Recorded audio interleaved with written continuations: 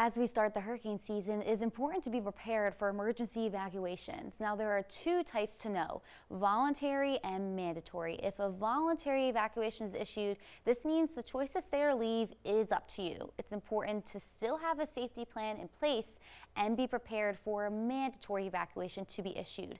If a mandatory evacuation is issued, this means that by law you must evacuate.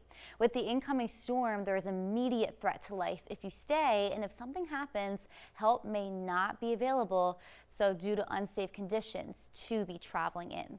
So if you have to evacuate, it's important to know that traffic changes during a hurricane evacuation.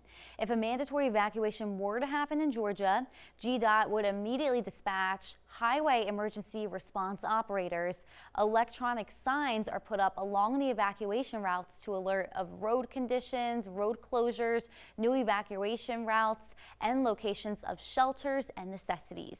Zone A is closest to the coast and is the first to evacuate, with B and C following in that order so that the evacuation runs smoothly.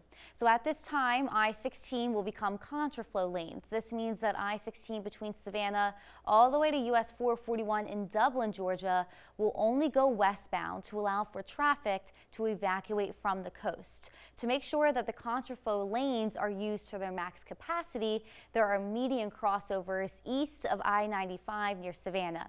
These are there so that drivers can safely cross from the normal lanes to the contraflow lanes. A median crossover between Dublin and Macon allows for traffic to move back to the normal lanes. You can find more information about hurricane evacuation traffic on GDOT's website under weather emergencies.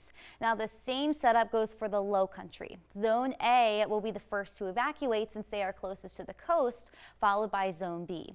It is important that you know your zone in this situation and you continue to listen to officials at this time.